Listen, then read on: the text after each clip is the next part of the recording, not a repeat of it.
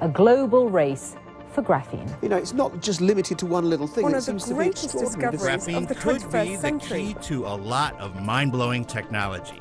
But that was almost 15 years ago. Where are all of the graphene wonders that we were promised? The bulletproof armor, the graphene circuitry, the ultralight airplanes, the graphene medicine, a space elevator. So the next time man walks on the moon, maybe he'll take the elevator to get there. It's becoming very, very hard to avoid because it's being found in so many things. Literally, it was raining on their cars, this nonsense, which just shows you that they're spraying it in the skies. You know, they were finding black dots on their cars and their windshields. People were using magnets and pulling it off. And literally the news would show up and they'd be like, we don't know what it is. We'll get back to you. Rain is not very common in the valley, but these droplets falling in the northeast are something else entirely. Yeah, apparently it's a dark-colored liquid that's kind of oily to the touch, falling from the sky and covering a neighborhood near Charleston and Hollywood. People here in the eastern part of the valley are completely perplexed over these brown, black, almost oily-looking droplets that are falling from the sky. They're everywhere. They're over all of these cars. They're over an RV in the back of the lot. They're all over this basketball court. The big question is, what are they, and why are they falling from the sky? Clearly, lots of the buzz never went anywhere. But graphene does exist. Engineers have gone from making one fleck at a time to producing it by the barrel full. Do you want to try to pick it up? Sure. So the graphene revolution we were promised may already be in motion. I think that's fairly definitive. So what we want to know now, is it the medicine inside? Is it the capsule? What's creating the magnetism? Let's chop this up. Oh, off we go, everywhere. Sorry about that, clumsy hands. Okay, and what we're going to do is pop this capsule into some hot water, and we're going to leave it for 5 minutes to dissolve.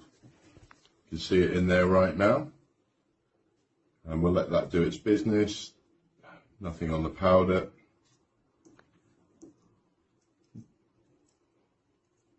Nothing on that bit. Let's have a look and see how our frame gets on in 5 minutes with the black coating on there. We'll cut and we'll come back. Fluoxacillin. After 5 minutes with the ingredients dissolved, let's see how our friend graphene oxide is coming along. That's time to apply the magnet. Oh.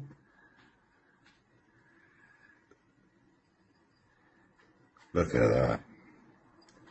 Leading it away there with the magnet, good old graphene oxide.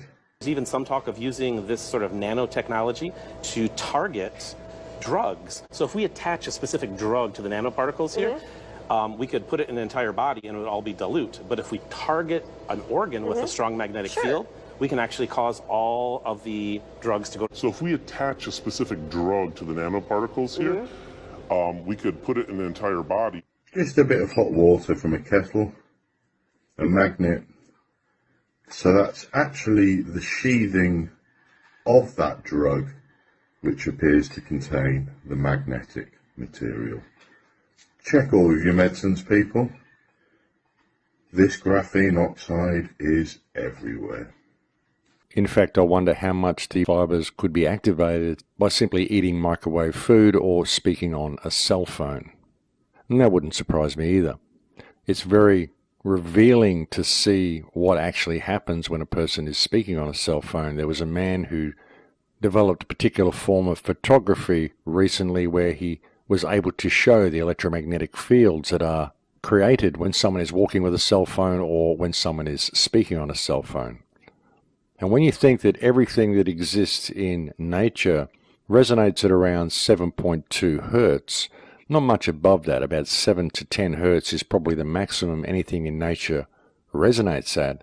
And you look at the frequencies we are introducing with the microwave technology and the mobile phone technology, the wireless technology we're using, which is up in the billions of hertz, and now we're getting up to the 5G system, which is a millimeter wave higher than all the others, so high in fact that it's going to start affecting the cell structure of all living things around it.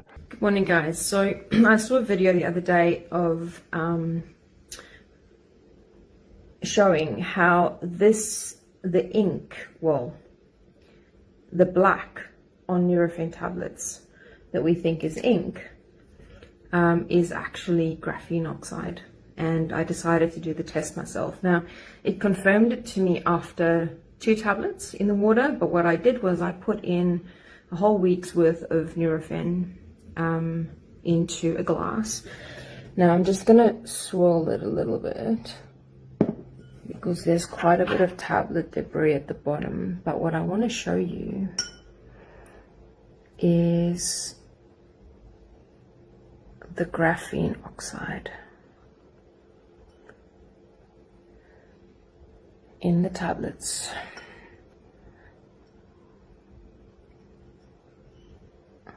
Can you imagine? This is just a week's worth. If you've been taking Nurofen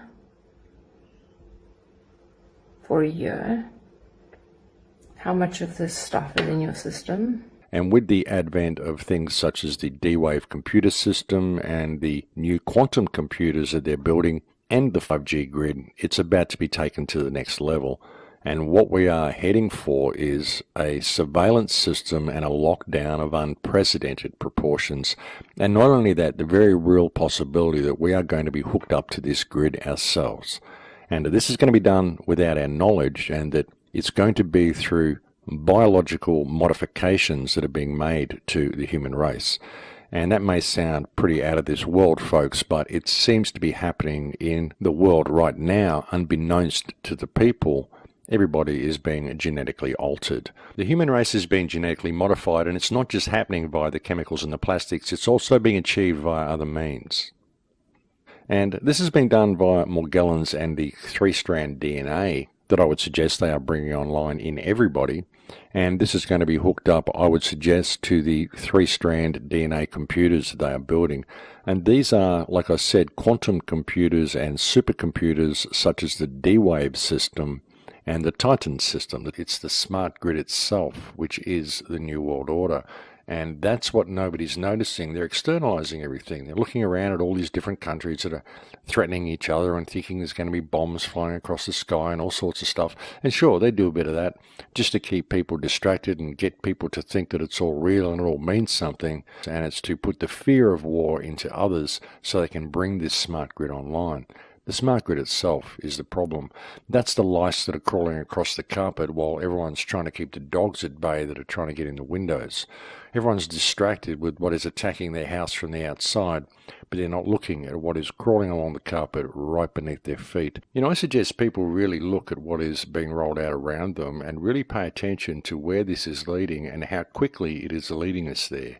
Because I'm sure no matter what you're researching, no matter what rabbit hole you have your head down, if you can begin to see that this rabbit hole is going to be closed to you very soon if you don't pay attention to this grid, perhaps that will provide the motivation that people need to actually pay attention to this and to create some unified response to what is being rolled out around us. If they're bringing it online without our knowledge, which I would suggest they are, you know, if you look at Morgellons and you look at the GM food, put it all together, you know, you put it all on the table together and put all the pieces of the puzzle together, and this is where it leads to. Going to use an electrolyzer on tap water to make visible the total dissolvables in the water.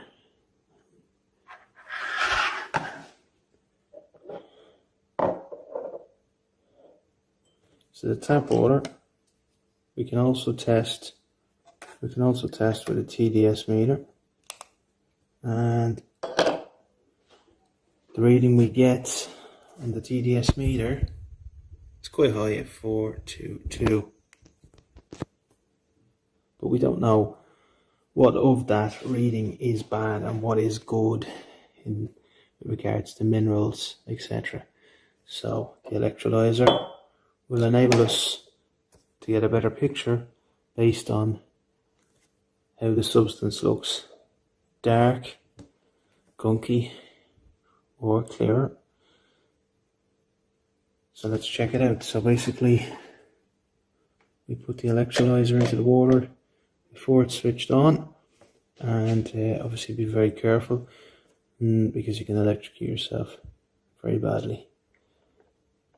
So you have your plus and your minus in the water.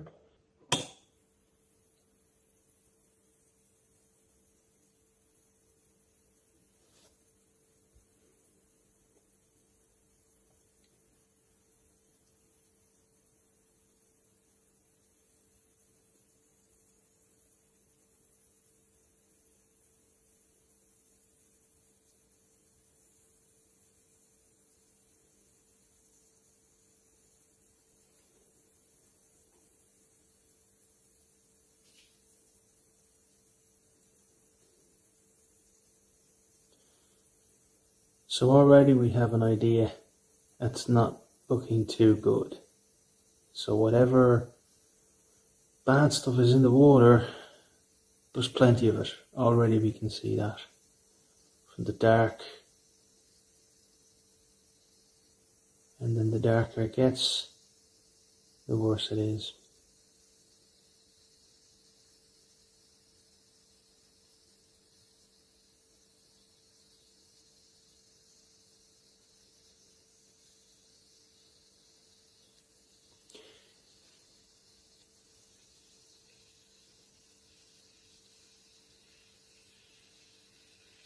So it's pretty bad. Okay, so we don't really need to go anymore as it starts to boil the water.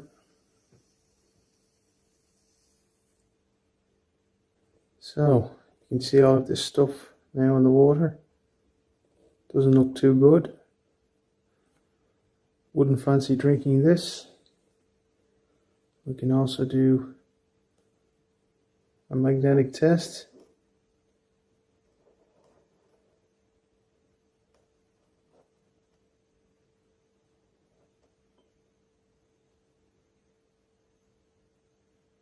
And we discover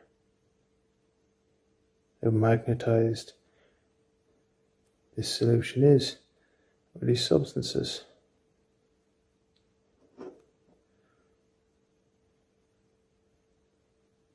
Not for human consumption.